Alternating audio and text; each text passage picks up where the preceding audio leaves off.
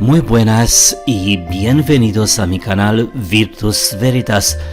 Los mapas antiguos son evidencia de fragmentos de conocimiento de una civilización antigua y, en mi opinión, esto es solo un pequeño fragmento del conocimiento sobreviviente de esta civilización aparentemente desconocida para nosotros. La civilización desaparecida nos ha dejado demasiados acertijos y secretos. Hoy vamos a hablar de sus cartógrafos que lograron realizar estudios cartográficos de prácticamente todo el planeta, pero lo más importante, de una manera completamente incomprensible, lograron preservar y transmitir parte de este conocimiento a las civilizaciones posteriores de Sumeria, Babilonia, Akkad, el antiguo Egipto y América, incluso después del gran evento cataclísmico. Debe decirse que los mapas antiguos tenían una precisión fantástica desde el punto de vista de la ciencia moderna. Por ejemplo, en el mapa de Piri Reis, América del Sur y África se encuentran a una distancia exacta en longitud, cosas que no pudieron determinar ninguna de las civilizaciones que conocemos según la historia oficial. Y en el mapa de Horoncius Phineus, casi sin error, se trazan las coordenadas de la costa de Antártida o Antártica y de todo el territorio. En el mapa de Ehuda ibn Ben-Sara, la longitud relativa de Gibraltar y el mar de Azov tiene un error de no más de medio grado, y el error en la longitud de todo el mapa no excede en 1 grado. La compilación de tales mapas requiere el uso de métodos de triangulación geométrica, un conocimiento perfecto de la proyección estereográfica, un conocimiento impecable de matemáticas y astronomía y la utilización de cronómetros de alta precisión. Debo recordar que solo después de que se inventó el cronómetro Harrison en 1761, los cartógrafos pudieron determinar la longitud exacta, que supuestamente era inaccesible para los fenicios, egipcios y sumerios, por lo que no pudieron elaborar mapas con la precisión necesaria. Veamos algunos hechos muy interesantes al respecto. En el 9 de octubre de 1929, por casualidad, mucha atención, el teólogo alemán Gustav Adolf Deissmann, 1866-1937, trabajaba en la biblioteca del Palacio de Topkapi en Estambul, catalogando los artículos no islámicos. El director Halil Edhem, 1861-1938, logró encontrar algunos paquetes y se los entregó a Deissmann, por casualidad, por supuesto. En estos paquetes, Gustav Adolf Deissmann encontró un mapa que, según el orientalista alemán Paul Ernst Kahle, el mapa perteneció al famoso almirante y científico geógrafo turco Ahmed Muhyiddin Piri, 1465 o 1470-1553, más conocido como Piri Reis, en el año 1513. Los originales de este mapa pertenecieron a un capitán español cautivo que participó en las supuestamente expediciones de Cristóbal Colón y que dijo que los mapas que había capturado sirvieron como una luz de guía para el gran comandante Colón, e incluso se conservaron los registros del comandante. Dijo además que estos mapas se compilaron sobre la base de algunos mapas numerosos, incluso más antiguos. Y voilà, Colón tenía mapas muy perfectos y sabía perfectamente a dónde tiene que ir. En las notas escritas con su propia mano en los márgenes del mapa, Piri Reis escribe lo siguiente: Nadie tiene actualmente un mapa como este. Al compilarlo, utilicé 20 cartas náuticas y 8 mapamundi, es decir, cartas llamadas por los árabes jaferías y compiladas en la época de Alejandro Magno, que representan todo el mundo habitado. Con respecto al mapa de Piri Reis, el profesor Charles Hapgood, en su libro Mapas de los Reyes Marinos, escribió que esta es la primera evidencia convincente de que algunas personas extremadamente inteligentes precedieron a todos los pueblos conocidos en la historia que trazaron los contornos de la costa de América del Norte y del Sur, Groenlandia, la costa de África Occidental, así como la parte norte de la costa de Antártica en tiempos cuando todavía no había hielo. En este mapa, parte de la Antártida ya estaba cubierta de hielo, pero su frontera no alcanzaba la costa. El mapa de Piri Reis no fue la única sensación del siglo XX. Otro descubrimiento ocurrió a fines de 1959 en la Biblioteca del Congreso de Washington, el mapa antiguo de Oronius Phineus, compilado en 1531 por el geógrafo francés, también basado en algunos mapas muy antiguos, más antiguos que el mapa original de Piri Reis. En el mapa mundo, el geógrafo francés dibujó un mapa genuino y real de la Antártida libre de hielo. Este mapa representa cordilleras, ríos y valles, así como la costa del territorio.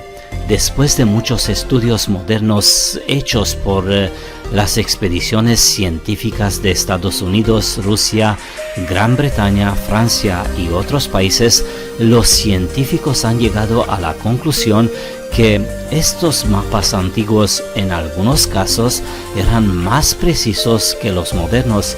Bueno, seguimos con los mapas de Gerhard Mercator de 1569, que hace poco hemos visto que se basan en mapas muy antiguos, y hablamos de su atlas de portulanos previamente desconocidos y muy sorprendentemente conocido como el Atlas de Mercator.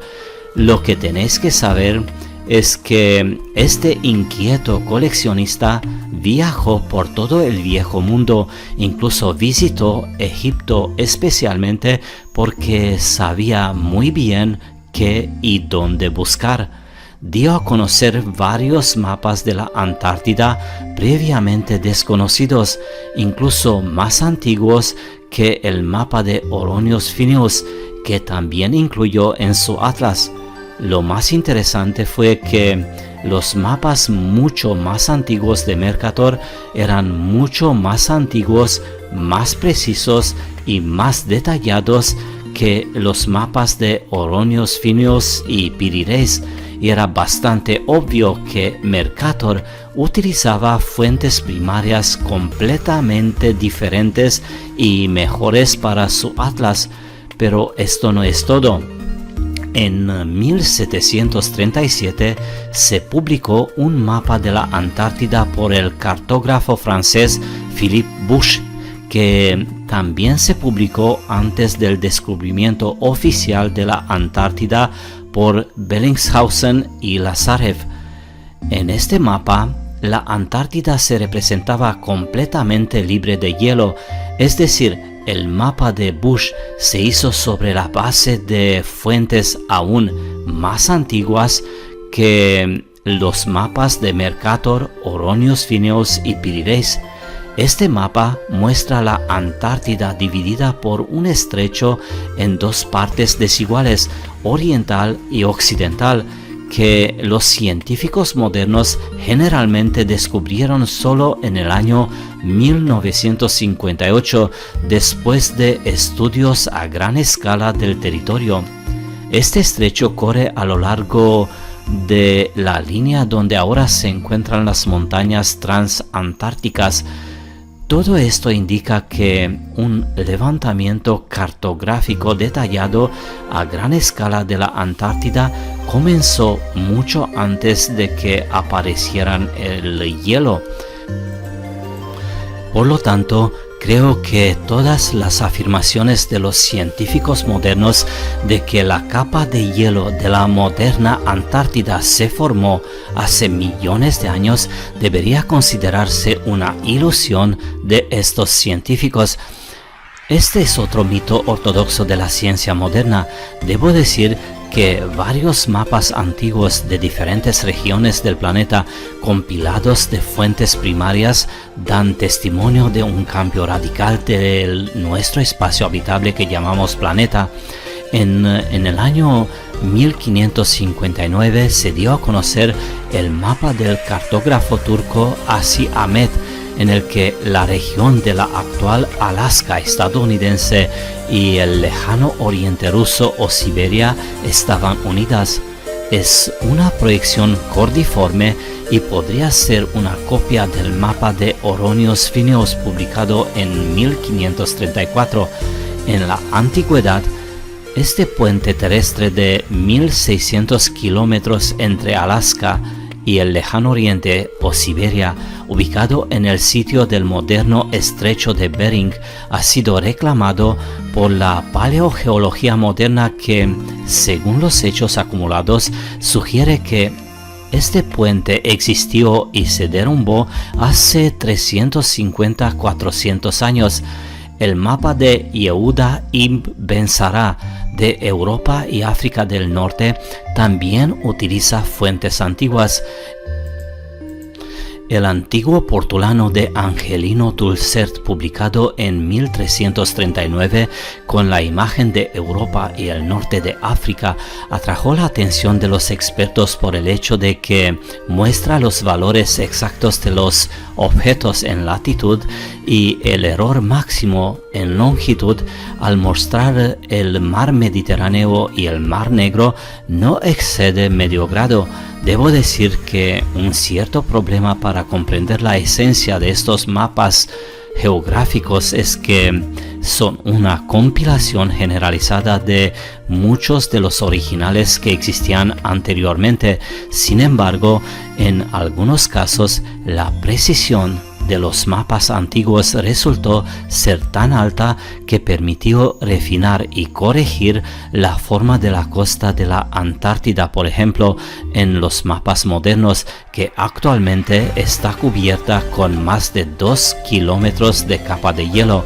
El gran problema que tengo es que algunos de estos mapas parecen que han sido tocados en el siglo XX y luego sacados a luz como grandes descubrimientos. Parece el mismo patrón que vemos en el siglo XV y el Renacimiento.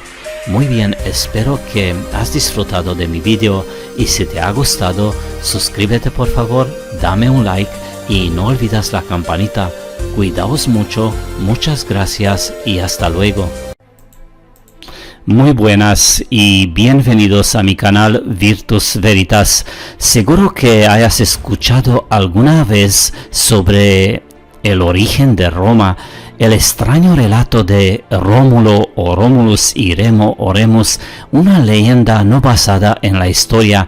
Toda la investigación seria sigue siendo escéptica frente a esta leyenda, dando orígenes a la ciudad de Roma a finales del siglo VII a.C. Las posibles bases históricas para la narración mitológica en su conjunto permanecen confusas y a debate. El arqueólogo Andrea Carandini es uno de los escasos académicos contemporáneos que acepta a Rómulo y Remo como personajes históricos, basado en el descubrimiento en 1988 de una antigua muralla en la ladera norte de la colina capitalina en Roma.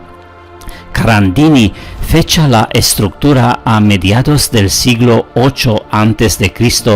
y la denomina Murus Romuli.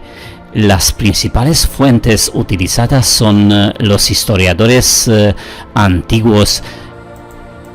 Los griegos Mestrio, Plutarco, Dionisio de Halicarnaso y Estrabón, y los romanos Tito Livio, Flavio Eutropio, Lucio Aneo Floro, Marco Terencio Varrón y Ambrosio Teodosio Macrobio. Pero ¿cuánto de la historia antigua de Roma se conoce realmente? ¿Cuánto de eso fue escrito durante los eventos en cuestión? Se nos dice que el Imperio Romano es el modelo de muchas de nuestras democracias modernas. Sin embargo, no se puede ignorar el hecho de que supuestamente tenemos fuentes escritas sobre la República, pero ¿cuánto cuadra con la verdad y la realidad de los hechos? Si los originales fueron tan valiosos durante 1500 años, es muy sospechoso que ninguno sobreviviera por 300-500 años adicionales. La famosa Luperca se hizo 1500 años después de la fecha originalmente informada y representa el siglo XI y XII para el lobo y el siglo XV para los niños. No olvides, por favor, esto es muy importante, ya verás por qué.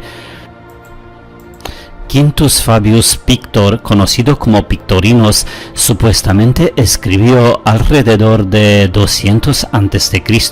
Escribió no para los romanos, sino para los griegos. Ningún trabajo suyo sobrevive. Se afirma que historiadores posteriores como Polibio, Dionisio de Halicarnaso y Livio Tito usaron el trabajo de Quintus Fabius como fuente. Lucius Cincius Alimentos supuestamente escribió alrededor de 200 a.C. Supuestamente fue el prisionero de Aníbal, citado por Livio Tito. Sobrevivieron algunos fragmentos de su supuestamente obra. Cayo Acilio supuestamente escribió alrededor de 150 a.C. Es citado por Plutarco y Livio, algunos fragmentos escritos en griego traducidos al latín. Es muy raro. Aulo Postumio Albino supuestamente escribió alrededor de 150 a.C. escritos en griego. Podría haber sido traducido al latín.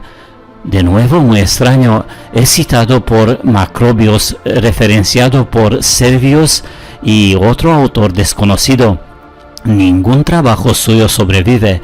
Marco Porcio Catón o Catón el Viejo fue autor de Orígenes, la primera historia de Roma compuesta en latín.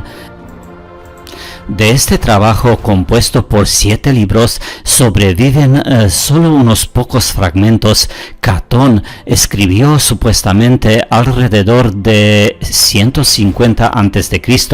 El manuscrito más antiguo que existe es el Codex Parisinus número 6842, escrito en Italia en algún momento antes de finales del siglo XII. No olvides, por favor, el Editio Princeps o Ediciones Príncipes, que es la primera edición impresa de una obra que anteriormente solo existía en manuscritos. Fue impreso en Venecia en 1472. Muy importante, no olvides, tenemos a Livio Tito, que supuestamente escribió alrededor de 50 a.C. No sobreviven originales de su trabajo. En el mismo periodo tenemos a Salustio. Parece que quedan algunos fragmentos de su obra. Tácito, otro historiador romano, supuestamente escribió alrededor de 50 a.C. Solo existen 2 manuscritos que son copias del año 1100 después de Cristo. Te dejo el link en la descripción. Cicerón fue declarado pagán justo por la iglesia primitiva y por lo tanto muchas de sus obras fueron consideradas dignas de ser preservadas. Los bogomilos lo consideraban una rara excepción de un santo pagano. Escritores cristianos romanos y medievales posteriores citaron generosamente de sus obras de República sobre el imperio y de Legibus sobre las leyes, y gran parte de su trabajo ha sido recreado a partir de estos fragmentos supervivientes. Cicerón también articuló una conceptualización temprana y abstracta de los derechos basada en la ley y las costumbres antiguas. De los libros de Cicerón han sobrevivido 6 sobre retórica, así como partes de 8 sobre filosofía. De sus discursos, 88 fueron grabados, pero solo 58 sobreviven. Supuestamente escribió alrededor del 50 a.C. El manuscrito más antiguo, nuevamente, muy atento, nuevamente una copia es del siglo IV, pero debo señalar que esa última copia de Cicerón es copia del siglo IV y se encontró en el siglo XIX. Por supuesto, se vuelve turbio porque a los escritores de la Edad Media les encantaba citar a Cicerón. Tienes el link en la descripción del video. Bueno, todo es un pantano, incluso esas supuestas copias no existen realmente o tienen fecha posterior, y eso explica la fabricación histórica por todas partes. Cuando se ubicaron siglo XV y XVI, exactamente el tiempo en que las personas inteligentes, entre comillas, aprovechaban todo lo antiguo. Una vez más, todo se localizó milagrosamente después de la década de 1400. Tenían acceso a otra fuente para el que ahora se perdió. Eso es, no hay más. La mitad de esos autores antiguos se mencionan entre sí. La Editio Princeps del griego original, la primera versión impresa, fue publicada por Konrad Gessner y su primo Andreas en 1559. Tanto Wilhelm Silander como la traducción latina que lo acompaña. Su fuente fue un manuscrito de la Universidad de Heidelberg, proporcionado por Michael Tosites. Para 1568, cuando Silander completó su segunda edición, ya no tenía acceso a la fuente y se ha perdido desde entonces. Vaya, ¿qué me dices? La primera traducción al inglés fue publicada en 1634 por Merrick Casaubon. No me gusta mucho la Wikipedia, pero aquí tiene razón y te dejo en la descripción del video los enlaces más importantes para poder entender mejor las cosas. Vas a tener que activar el traductor automático o la traducción de Google. En la erudición clásica, el editio princeps o ediciones príncipes de una obra es la primera edición impresa de la obra, que anteriormente solo existía en manuscritos que solo podían circular después de ser copiados a mano. Por ejemplo, la editio princeps de Homero es la de Demetrios Chalcocondyles, que ahora se cree que es de 1488, siglo XV. Los textos más importantes de los autores clásicos griegos y romanos se produjeron en su mayor parte en ediciones príncipes en los años 1465-1525, después de la aparición de la imprenta alrededor de 1440. Aquí te dejo algunas capturas de pantallas, pero tienes que verlo con tus propios ojos siguiendo el link de la descripción del video. Solo tenemos que pensar en los tiempos que preceden a los descubrimientos de estas supuestas fuentes. La Inquisición fue despiadada con los libros y las quemas. La antigüedad se introdujo para preservar la verdadera historia al presentarla como antigüedad. Los textos originales fueron alterados para adaptarse al perfil de los tiempos antiguos falsos. Creo que los verdaderos autores de esos textos vivieron apenas 100 años antes de los descubrimientos iniciales de los textos de 1418, gracias a Poggio Bracciolini, que ya lo conocemos, y a los Medici. Así que supongo que todos estos autores, Plutarcas y Sócrates, vivieron después del siglo X. Además, cuando se tiene en cuenta la repentina oleada de descubrimientos nunca antes vistos de antiguos bustos y estatuas que casualmente también comenzaron en el siglo XV, algunas preguntas deberían surgir cuestionando la autenticidad de toda esta antigüedad. El problema es que tenemos este glorioso imperio que se extendió por millones de kilómetros cuadrados y gobernó la región mediterránea con un puño de hierro durante cientos de años, y ni una sola fuente contemporánea sobrevive de esa época para contarnos al respecto. Es una maravilla que esto haya sido ignorado y pasado por alto durante tanto tiempo. Parece que realmente no hubo imperio romano en absoluto. Podría tener todo una única fuente en un momento singular hace solo 500 años, implicando las dos facciones Nesilim que estaban peleando por ¿quién gobierna el mundo? Tenemos una Roma enterrada, cubierta con más de 12 metros de tierra en el año 1646, vista por el Stefano de la Bella, o Stefano de la Bella, llamado Campo Vacino, Paisajes y Ruinas de Roma, o Claude Lorrain, el mismo sitio 1636, Joli Antonio, Giuseppe Vassi, en 1765, Piranesi y muchos otros. Incluso Piranesi y otros afirman que en el siglo XV o V la ciudad tenía el mismo aspecto.